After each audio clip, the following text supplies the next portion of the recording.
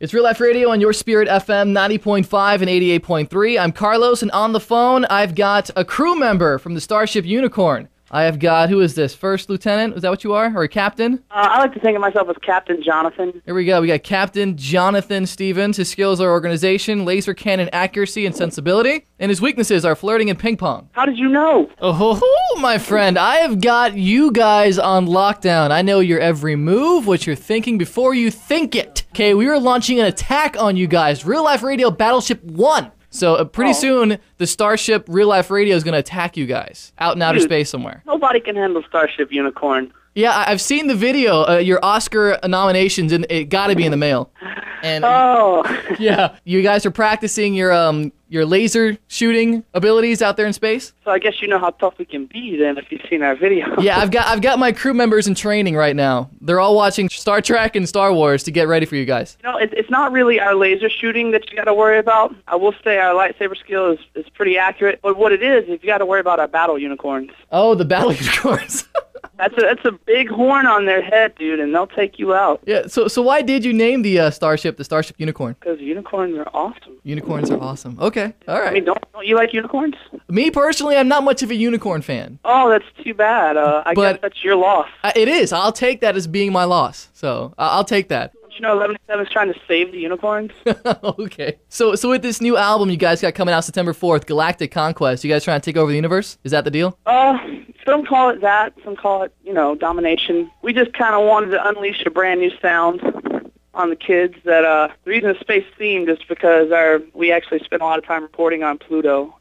Really? Yeah, just to get the vibe. You got to get the mood going. But our record is definitely still has the pop punk roots of our first record, Land of Fake Believe. Mm-hmm. But what's fun for our pop punk kids is on this new record in the breakdown, they can totally drop it like it's hot because we got a little dancey with it, but not weak at all. It's still heavy and hard and fast and fun and, as always, unicorn-like. So the new album Galactic Conquest drops September 4th. What's the overall theme behind it? The label gave us a lot more freedom with this record, and because, our first record, we were signed as a pop punk band, so we put out a pop punk record. We had a little more freedom, and I think it shocked us all when what came out of it, of the writing with the whole we've been calling it electronic space dance punk. Electronic space dance punk. I like it. Didn't know it existed, but I do like it. Now, Love in Your Arms is the current single we're rocking right now. It's doing very well. Kind of, what's the theme behind that song? I would just say it's where, we get so caught up in life and down with, where we're at and how things are going, especially as believers, When you're a believer, it doesn't make your life any easier. It's going to be as tough as everybody else. And when you're down, what you need to remember is that nothing takes God by surprise, and you're exactly where He wants you to be. And He's going to make something amazing out of whatever situation you're in if you trust Him. And I think that's more or less what Love in Your Arms is about, just how, whether we feel Him or not, He's there, And I guess I see you guys added a new member to your crew, the Rockbot. Well, yeah, we added a Rockbot. You don't have to feed him.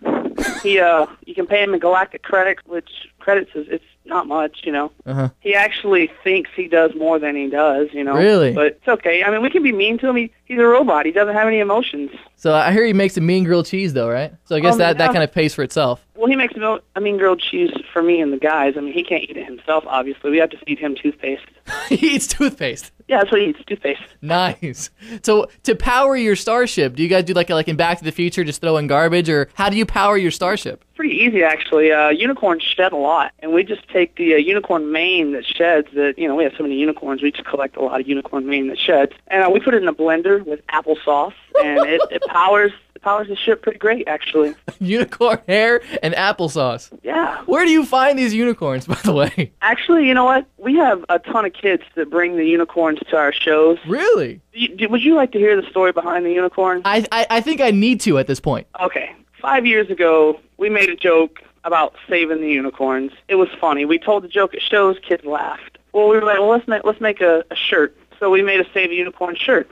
Well, that's been our biggest selling shirt for 5 years straight now, and we haven't gotten rid of it. Wow. And for the Super Chick Tour, we just took out some unicorns and, chained them up on our table and wrote a ransom letter, and the kids could, buy raffle tickets to save the unicorns, and we'd send it to them at the end of the tour.